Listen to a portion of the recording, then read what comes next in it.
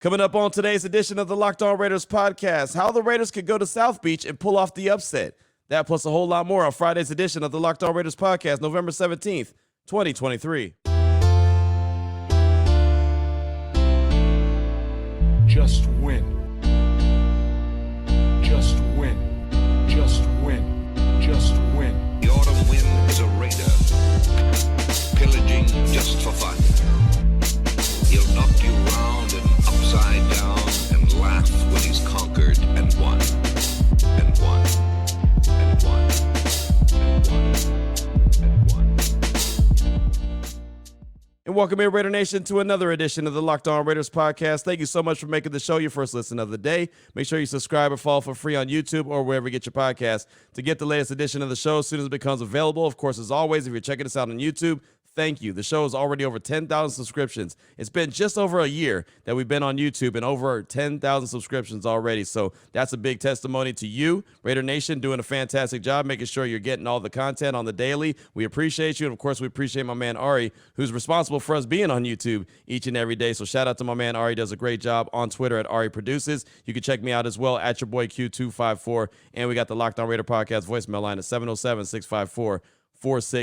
We won't have calls or texts on today's show. Instead, in segment number 3, we're going to take you inside the Raiders locker room, talk to multiple guys from the Raiders secondary. On Wednesday, I had an opportunity to catch up with Jack Jones, the latest member of the Raiders secondary. They picked him up off waivers by way of the Patriots. And then on Thursday, I had an opportunity to catch up with Nate Hobs and Jakorian Bennett. So you'll hear Jack Jones, Nate Hobs, and Jakorian Bennett all coming up in segment number 3 of the show. Segment number 2 on Fridays before games, I like to go over keys to victory. What is it going to take for the Silver and Black to go to South Beach and pick up a win over the Dolphins? You heard the crossover edition on Thursday. I let it be known that I felt like the Dolphins have the upper hand, felt like that they were going to win this game, but there is a path to victory. There's no doubt about it. We'll break it down coming up in segment number 2. Here in segment number 1, news and notes of the day, just a couple little nuggets that I picked up here and there to get you into the weekend and get you prepared for Sunday's game versus the Miami Dolphins. Before we get into any of that, though, I do want you to know today's edition of the Locked On Raiders podcast is brought to you by PrizePicks, the easiest and most exciting way to play daily fantasy sports. Go to PrizePicks.com/LockedOnNFL. Use code all lowercase LockedOnNFL for a first deposit match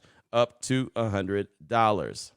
So let's go ahead and jump right into it, Raider Nation. Here in segment number 1, want to go over a little news and notes. We'll start with the Thursday injury report. Didn't really get an opportunity to go over Thursday's injury report because we had the crossover edition, so I went through it pretty quickly. But on Thursday, we got another injury report. We'll get another one this afternoon, and then we'll find out who's active, who's inactive about 90 minutes before kickoff on Sunday against the Miami Dolphins. Again, that's an early kickoff, 10 a.m. Pacific time. You can check that out, Raiders and Dolphins. But let's go over the injury report for Thursday for the Raiders and Dolphins. Curtis Bolton, dealing with the illness, did not participate on Wednesday, full participant on Thursday. Defensive tackle Adam Butler, he has a knee injury, was limited on Wednesday, full participant on Thursday. Max Crosby, been dealing with this for a few weeks now. Knee injury, limited on Wednesday, limited on Thursday. Divine Diablo, linebacker, ankle injury, limited on Wednesday, full participant on Thursday, so nice little upgrade right there. Nate Hobs, same thing. Ankle injury, limited Wednesday, full participant on Thursday. Jakob Johnson with the concussion, full on Wednesday, full on Thursday. Clearly, he's back. He'll be good to go on Sunday, and that's a good thing. Colton Miller, a guy that very big deal if he misses the game. Obviously, he missed the game against the Jets on Sunday, and Jermaine Illuminor did a good job filling in for him. Was he Colton Miller? No, but he did a pretty decent job. So he's dealing with the shoulder injury, did not participate on Wednesday, was back in a limited capacity on Thursday. We'll ask Antonio Pierce today, later on this morning, as a matter of fact, when we meet with him, the latest and the greatest when it comes to Colton Miller. But it looks like he's trending in the right direction. That is a good thing. How about guard Dylan Parham? Calf injury, didn't participate on Wednesday, limited on Thursday. Same as Colton Miller, trending in the right direction. Cornerback Marcus Peters, knee injury, limited both Wednesday and Thursday. Amik Robertson, dealing with the concussion, did not participate on Wednesday, limited on Thursday, trending in the right direction. Safety Roderick Teamer, hamstring, limited Wednesday, limited on Thursday. And Greg Van Roten, the guard, dealing with the biceps, a quads, and a tricep injury. He's got the trifecta, limited on Wednesday, limited on Thursday. As far as the Miami Dolphins go, real quick, Braxton Berrios, the wide receiver, hamstring injury, DNP, did not participate Wednesday, limited on Thursday. Chase Claypool, knee injury, DNP on Wednesday, DNP on Thursday. Offensive lineman Rob Hunt, hamstring injury, DNP both Wednesday and Thursday. Running back Alec Ingold, And you know Alec Ingold really well. Foot injury, DNP on Wednesday and limited on Thursday. He's trending in the right direction. Offensive lineman Rob Jones, knee injury, DNP on Wednesday and DNP on Thursday. Did not participate. That's a couple members of the offensive line right there. Tight end Durham Smythe, ankle injury, DNP on Wednesday, limited on Thursday. Running back Devon Achan, knee injury. Devon Achan, knee injury. Limited on Wednesday, limited on Thursday. Tackle Teron Armstead, knee injury, limited on both Wednesday and Thursday. Another member of the offensive line, so something to pay attention to there. Running back Salvin Ahmed. Salvin Ahmed, rib injury, full on Wednesday, full on Thursday. Same as safety Javon Holland, dealing with the back injury. Jalen Phillips, the outside linebacker, back and toe injury, full on Wednesday and full on Thursday. Jalen Waddle, the wide receiver, knee injury, full participant Wednesday, not listed on Thursday. So it sounds like he's good to go. Again, we'll find out another injury report. We'll get one later on this afternoon. And then the active inactives come out about 90 minutes before kickoff on Sunday. So something to pay attention to. Also, little news and notes, and this has got Week 11 written all over it. Week 11 got underway Thursday Night Football with the Baltimore Ravens getting the victory over the Cincinnati Bengals. And I'm sure you're thinking right now, all right, well, what does that have to do with the Raiders? Well, it has a lot to do with the Raiders. Both Baltimore and Cincinnati, they're in the AFC North, meaning they're in the AFC Conference. And boy, how things change by one game, right? The Raiders went into that game, and they didn't play on Thursday. Remember, it's Cincinnati and the Ravens. They went into that game, and they were the 11th seed in the AFC Conference. They come out of that game, and they're the 9th seed. I'll tell you how they got there. The Chiefs in the AFC West, they're the number 1 seed, and they're the number 1 team in the AFC West. They're 7-2, 2-1 in the division, and 5-1 in conference. The Raiders are second place, 5-5 overall, 1-1 in the division, 3-3 in conference. The Chargers are 4-5, 1-1 in the division, 2-3 in conference. And the Broncos are pulling up the rear, 4-5, 1-2 in division, and 2-4 in the conference. But the conference is what matters. And look, I've said it before, I've said it multiple times, that stranger things could happen, right? I mean, the Raiders didn't look like that they were in a trajectory to potentially be in the playoff hunt, but right now they're in the playoff hunt, right? The top 7 in each conference goes to the playoffs. We know that. The Chiefs are the number 1 seed, no doubt. All right, the Colts, they're the number 8 seed. Why did I bring up the Colts? Well, because wins tiebreak over Buffalo, Cincinnati, and Vegas based on best win percentage in conference games. So basically what that means is if the Raiders and the Colts end up with the best record, the Colts have the best winning percentage in conference games, so they'll have the seed ahead of the Raiders. The Raiders come in at number 9 in the AFC in the conference. That's only 2 spots behind the last playoff spot in the AFC.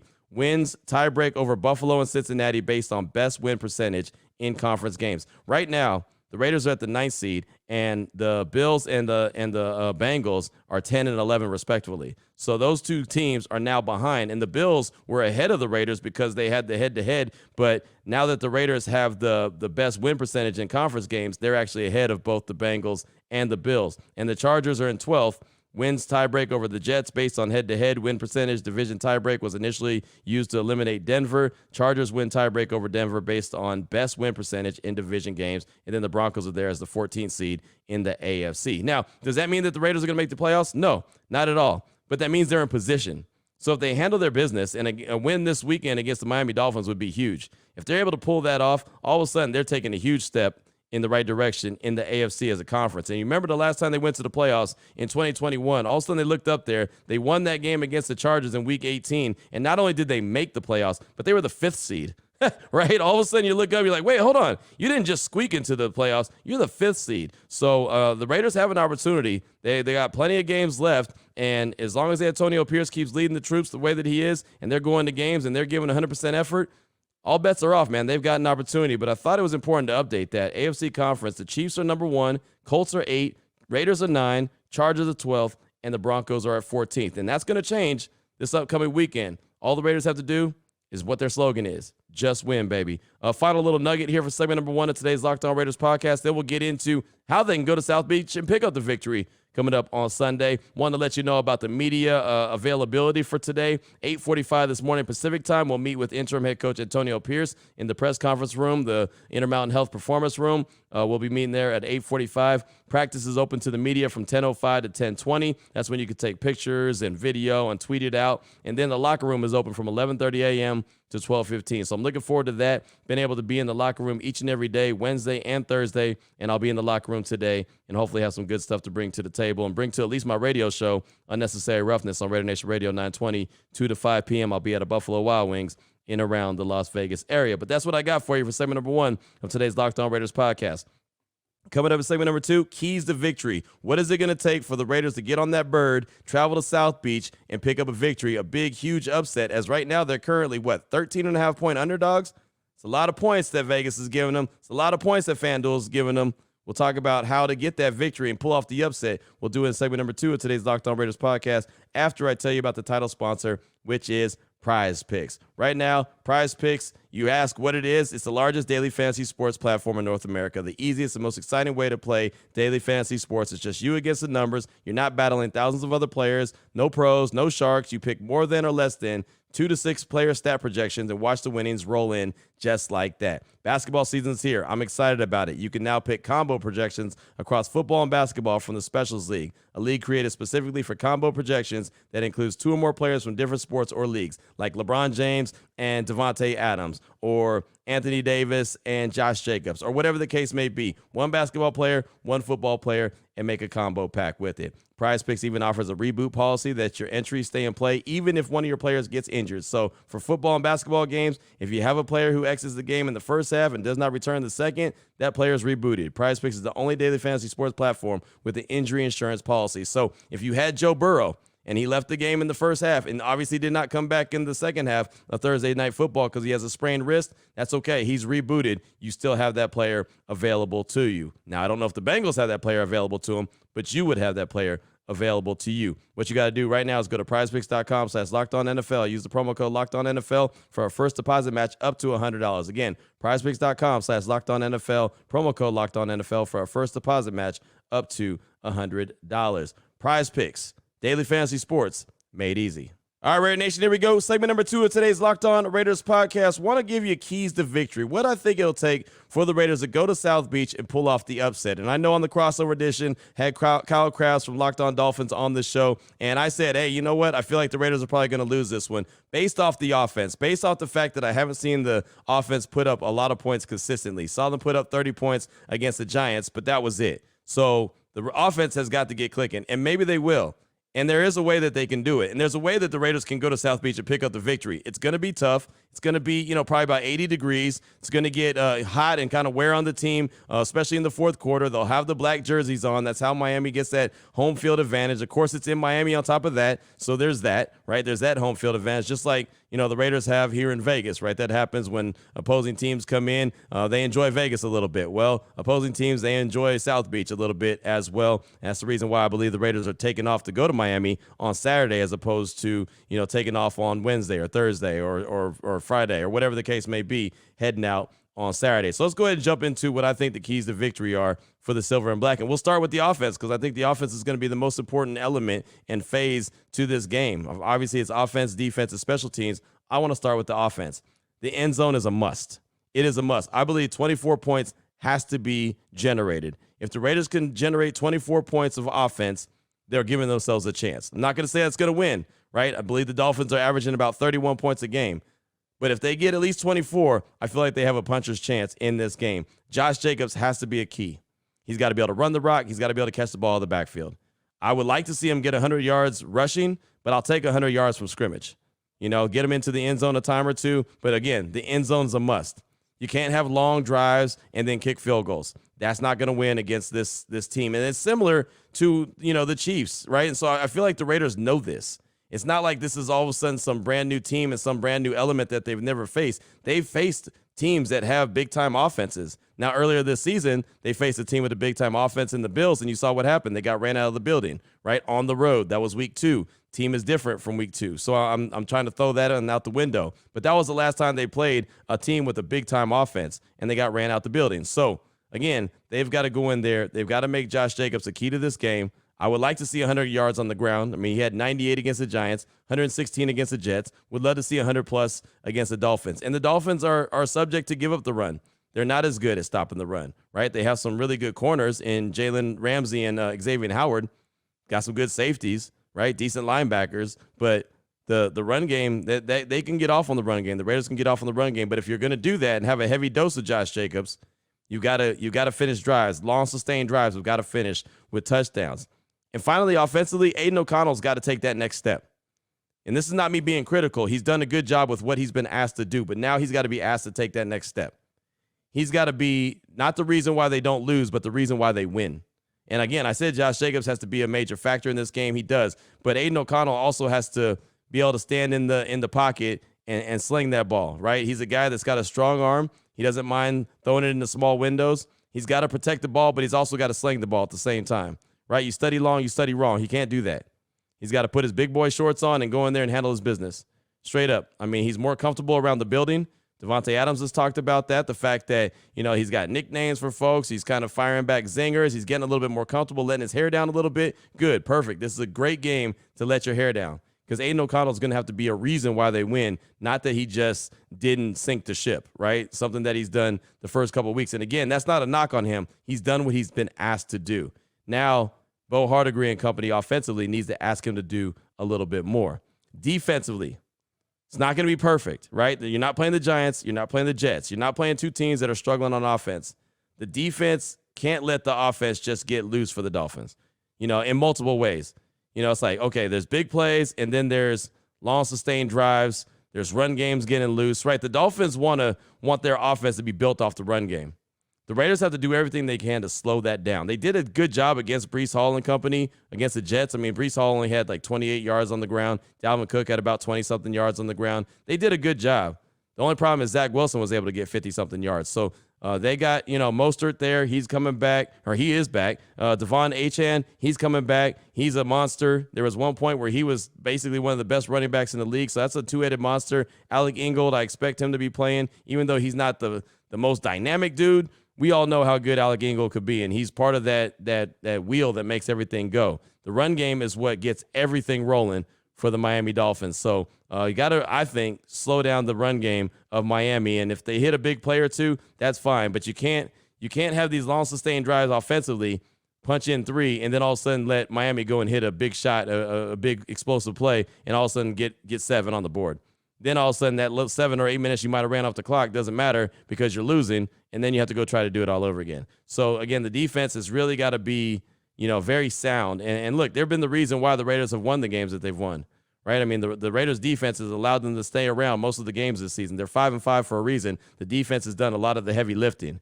So I could appreciate that. They've got to keep doing that. And they also, and it's critical, it's a must, they've got to create a turnover or two. Offensively, I said they must score 24 points at least to give themselves a chance. They must defensively create a turnover or two. They just have to. That's got to be a must for this team to have a chance to win this game. You score 24 points, you get the ball in a short field a time or two, that's a plus. So, you got to get pressure on Tua, Max, Tyree, Malcolm, Butler from the interior, Jenkins, whoever it's going to be, Bilal, right? Got to be able to find a way to get pressure on Tua. It's not a guy that's going to just run around the yard on you. He's not going to Lamar Jackson it up. He's not even going to probably Zach Wilson it up, right? He's not going to be that guy where he wants to run around. But he's pinpoint accurate. He's got a strong arm, strong enough arm, and he's got weapons out there. So the pressure's got to be there, and there's got to be a couple turnovers created off of that pressure defensively to give the Raiders a chance. So I'm looking for at least one turnover. I would prefer two. And special teams. Special teams is going to be big. Kickoffs, well placed. A couple times on Sunday against the Jets, Daniel Carlson kicked it short of the end zone and made him return it, make a decision to return the ball, and kick coverage was good. And, slowed the Jets down and pinned them back pretty deep. They've got to continue to do that. It's not every time they got to do that, but pick and choose when they do. And when they do, the coverage has got to be there. But I like the strategy that they have and the way that they've been covering kicks. Extra points, I'd like to see more extra points and field goals. So Daniel Carlson, I want to see him out there a lot, but not for 3. I want to see him out there a lot for 1. Extra points, not field goals. A.J. Cole's been booming the punts lately. Just booming them, right? His average has been insane. He's been flipping the field. This is a game they're going to need to flip the field. Some possessions, a punt's okay. A punt's better than a turnover. So sometimes you punt the ball and you live to see what the next day. And if A.J. Cole could continue to flip the field and pin the Dolphins back deep, at least make them go the length of the field, right? So I guess going back to the defense, maybe not give up such big plays, make the Dolphins earn it. That's probably the best strategy. Make them earn whatever they get as far as points scored. So A.J. Cole flipping the field and pinning them deep, it's a good strategy. And then most importantly, when it comes to special teams, I think DeAndre Carter has to build off what he did last week against the Jets. Really build off of that. Something Antonio Pierce said to us this week. I want to say it was Monday. It might have been Wednesday, but it was one of the 2 days when we met with Coach Pierce. And he said that he told DeAndre Carter, no more fair catches. I need you to put your foot in the dirt and go, right? Give us some good field position. And he did. He rewarded that, right? He had a couple of returns that was really good. I gave him a game ball on Monday for that exact reason, because he was a guy that made a difference and put the Raiders in good field position. They haven't broke one and taken it to the house in a very long time. Not saying that they're going to do one on Sunday against the Dolphins, but continue to put pressure and stress out the kick coverage team by having those returns, those big-time returns. So, DeAndre Carter could end up being an X factor in the special teams unit. I would love to see it, both kickoffs and punt returns. So those are my keys right there, offensively, defensively, and on special teams. End zones the most. I got to see 24 points. You get at least 24 points, you're giving yourself a chance. Defensively, create a turnover or two, right? Make the Dolphins go the length of the field. Make them earn every point that they get. And special teams-wise, DeAndre Carter, put stress on the Dolphins. Stress them out when the ball's in the air headed your way. Those are the keys of victory. They can do it. There's no doubt. Again, they're 13.5 point underdogs according to FanDuel. I think that's too much. Just like I told Kyle Krabs on Thursday, I think it'll be a close game. He thinks that they're going to win by double digits, 14 points or so. I don't see that. Now on Monday, I could say, hey, I was wrong, but I don't see it. We'll talk about it, obviously, on Monday after we see the results of the game come Sunday morning. The game kicks off at 10 a.m. Pacific time. Of course, you can hear the game on Raider Nation Radio 920 as well. Coming up in segment number 3, go inside the Raiders locker room. Let's talk to the secondary. You know, I always say DBs win games. Jack Jones, Nate Hobs, Jakorian Bennett. You'll hear from them coming up in segment number 3 after I tell you about DoorDash. I've been telling you about DoorDash for a while, and for the longest, I wasn't all aboard on DoorDash just because, well, I just didn't really want to be, right? I didn't want to be. I didn't want to have to learn because I didn't want to have to do it. If I had it on my phone, then that means I could do it. Instead, I would always ask the wife to make it happen, and she would. And finally, she was like, all right, you get it. You download it. You put it on your phone. Let me show you how to use it so you don't need me to order your food all the time. And now I'm like, man, why wasn't I doing this a long time ago? It's super simple. And right now, if you download the DoorDash app and put it on your phone, you get 50% off up to $10 value when you spend $15 or more on your first order. Again, you got to download the DoorDash app and enter the code LOCK23. But $15 or more, that's simple, right? You can do that with Starbucks, right? You order a couple Starbucks, that's $15 right there. So you might as well save some money. So right now, if you don't have DoorDash, if you're living in the Stone Age like I was, go ahead and download it right now. Come up to speed, right? Do something good for your country is what I always say. Make it happen, Captain, right? Download the DoorDash app right now. Use the promo code LOCK23. You're going to get 50% off a $10 value when you spend $15 or more on your first order. And you can really benefit and help out the local community. That's what's awesome. All the favorites that are in my town, that are near the house, that I like to go to and sometimes just jump into the car and go run and get, I can go do that, but I can do it on DoorDash, right? And you can too. So whatever's in your neighborhood that you're a fan of and you don't want to have to go and make the run, DoorDash can do it for you. It's that simple. It's that easy. And again, you're boosting the local community. Grocery stores, they do the same thing. Restaurants, same thing. Just download the DoorDash app right now. LOCK23 is the promo code. You'll get 50% off up to $10 value when you spend $15 or more on your first order. Again, download the DoorDash app. Use the promo code LOCK23 for 50% off of the $10 value on your first order when you download the app and spend $15 or more. Subject to change. Terms apply. Here we go, Raider Nation. Segment number 3 of today's Locked On Raiders podcast. Want to take you inside the Raiders locker room. It's been blessing. It's been a really good blessing all week long to have the opportunity to get inside the Raiders locker room. Normally, I'm on the radio at the time when the locker room is open, so I don't get a chance to go do this. But because they're heading to South Beach, they've been practicing earlier and earlier each and every day. Wednesday practice was early. Thursday's practice was a little earlier. Today's practice is going to be a little bit earlier, and they're trying to prepare themselves and get their body ready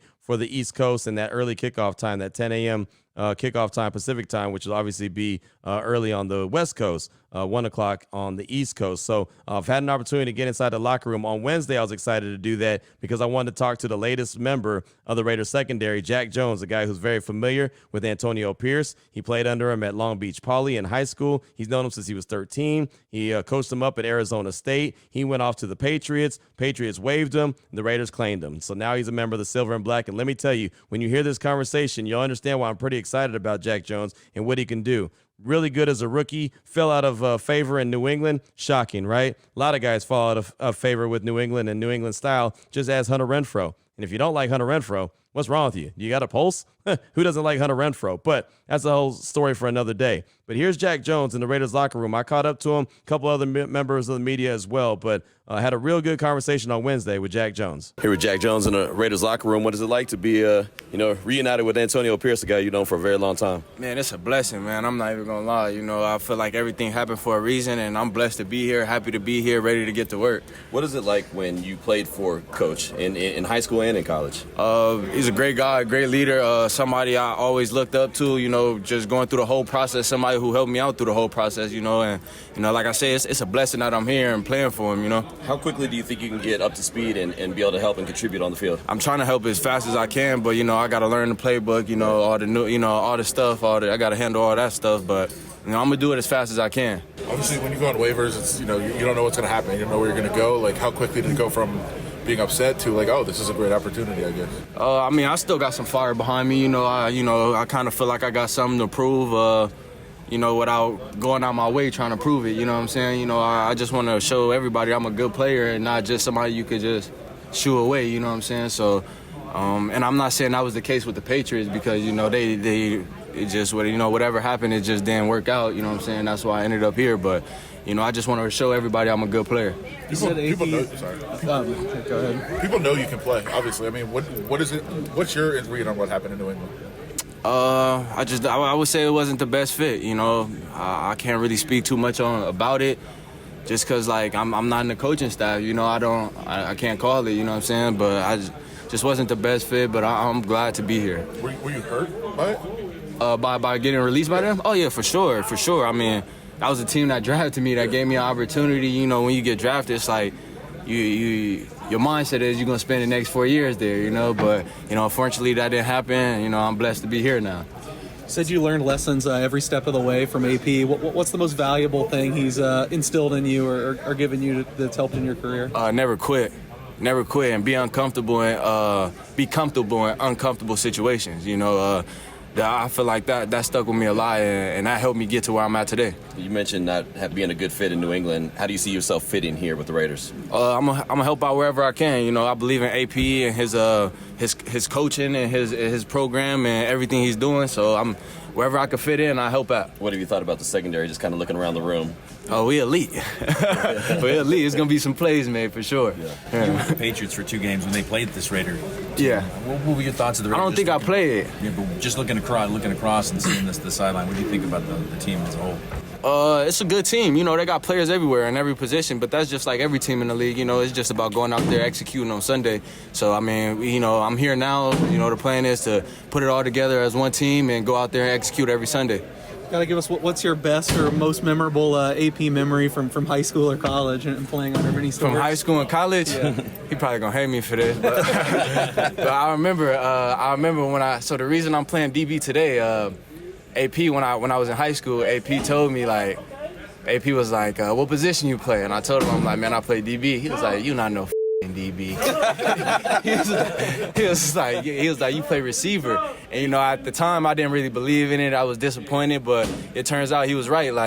That's where I got all my offers from. That's where I got all my pub from. That's how I ended up going to a Pac-5 D1 school, you know what I'm saying? But, just me being who I am, trying to prove myself, I had to prove to AP I could play DB. That's awesome. I guess you've seen Miami before they were in the division. Yeah. What kind of knowledge are you kind of sharing with guys over here about what Miami can do? It's a good team, good explosive team. They're good at what they're good at. We just got to hit them and slow them down. Don't let them get going. The one thing we've seen is that Coach really knows how to relate to players. Yeah. What does it mean? Because he was a former player and is able to kind of relate to you guys. That's a lot. I mean, it's a lot, man. I feel like it means so much more to the players, when they have a coach that actually played the game, because it's somebody who understands and then been in a situation when you never played in the game. It's like you don't really understand. Like, you know what I'm saying? It's like it's different, you know what I'm saying? But it's just different having a coach or a player as a coach. I know it's brand new. You probably just got here, but you like in Las Vegas so far? I'm loving the team. I'm loving it, man. I'm loving it. So just hearing his excitement, just the fact that he's enjoying being a member of the Raiders and talking about what Antonio Pierce means to him and, sharing Antonio Pierce stories and just knowing that he has an opportunity to be back on the West Coast. He's an L.A. guy. He's in Vegas. He loves Vegas already. And his opportunity with the Raiders is big. And if, the Raiders can hit on this one, there's a young guy with some promise. boy, that Raiders secondary could be salty if all of a sudden they could hit on some of these young guys. You know, Marcus Peters is going to be a Raider for what, a year, maybe 2 max. But these other guys, these young cats that you're going to hear from, they got to be an opportunity to be with the Raiders for a long time. So that was Jack Jones from Wednesday. On Thursday, I had a little one-on-one action with Nate Hobs, and just asking both Nate Hobs and Jakorian Bennett, asking them about the challenges it's going to face taking on this Dolphins team that we all know has a prolific offense. I love the attitude that Nate Hobs has about this. Like, hey, man, they put their pants on the same way that we put our pants on. I love this one-on-one conversation with Raiders cornerback Nate Hobs. Here in the Raider locker room with Nate Hobs. And Nate, you guys are preparing for Miami. How big of a challenge is that offense that they have down there in Miami? They got a nice team, bro. They got a nice offense. That's all of it. How big of a challenge is it? I know you're a competitor. They an NFL team, bro.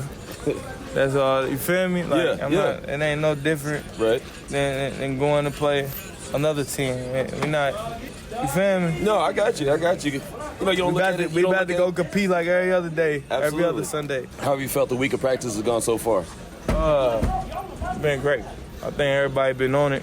We know what we got to do. We know how to approach the week. We playing with chemistry and confidence. Is that the vibe that you guys have, the looseness that you guys have, does that help you play with that confidence and that chemistry as well? Definitely. Not being afraid to make a mistake or trust what you see or go, you know what I'm saying, go play something knowing it's 10 other people on defense and somebody got my back. What did you think about the addition of Jack? Comes over from New England. Obviously, he's familiar with AP.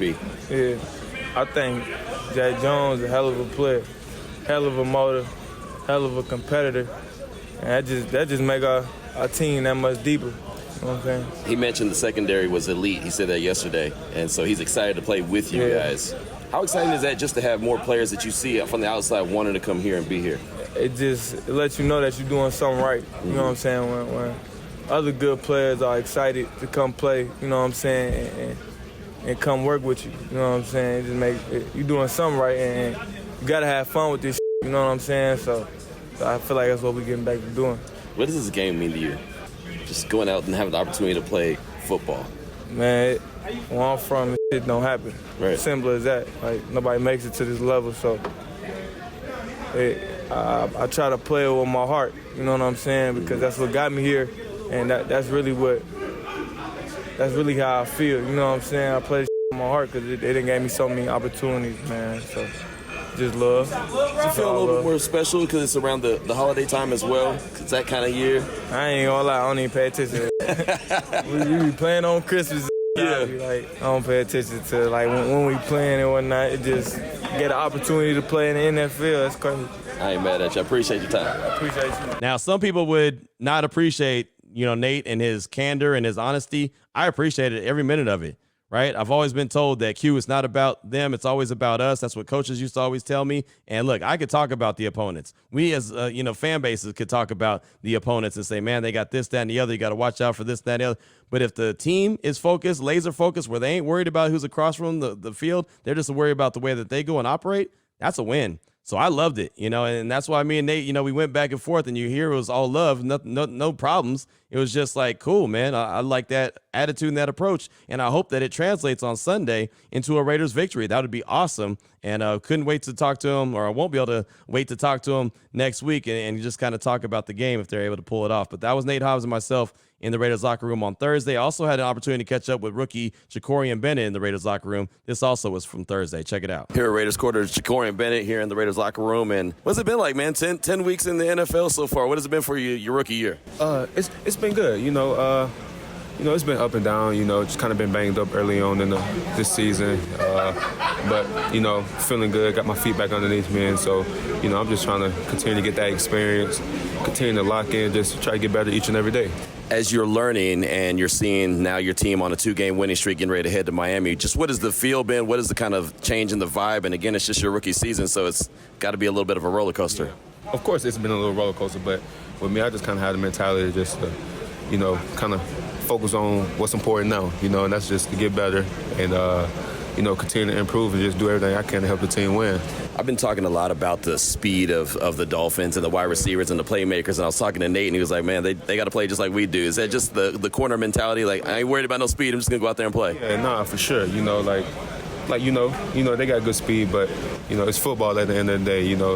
We're not out there just racing doing 4x1 or whatever, but, it's football. Coach PG cooking up a good scheme. And, defense, we're going to communicate, we're going to play hard, we're going to run to the ball, get the ball, and then, hey, that's all we really got to do. What does this feel like, though, as far as the challenge goes in this game? This team is a team that's leading their division. You guys are right in the thick of things. Like, I mean, it's time to go, right? Yeah, nah, for sure. It's time to go every week, in this league, I'm starting to learn, it's no weeks off, in college, you kind of got like some games to kind of, chill. Not really chill, but like you kind of got some easy games. You know what I'm saying? But here, it's time to go each and every week. So yeah, that's what they've been preaching. But yeah, we gonna do what we got to do for sure. When did it hit that there is those type of days? Like everyone's the best of the best in this league. Training camp, really. Training camp was intense every day. Yeah. And so. I just kind of learned that, and, the older guys kind of helped me, just make sure that I was just locked in each and every day.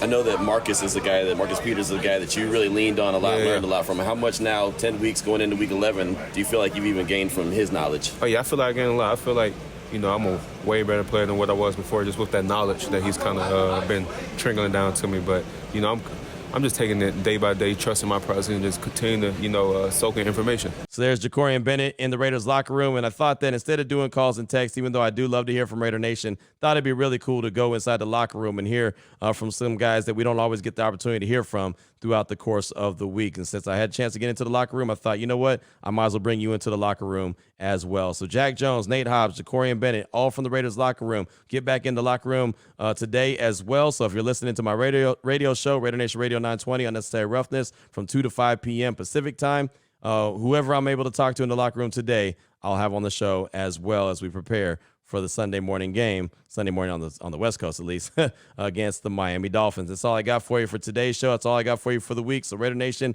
hopefully the Raiders go into South Beach and pull off the upset, and we'll be talking about it and giving out game balls on Monday and having a lot of fun and talking about the 6-5 overall Raiders team. Whatever the case may be, we'll be back here on Monday for sure. You can guarantee that. Until then, Raider Nation, have a fantastic weekend. Take care of yourself. Take care of your family. Love on your family. Most importantly, as always, just win, baby.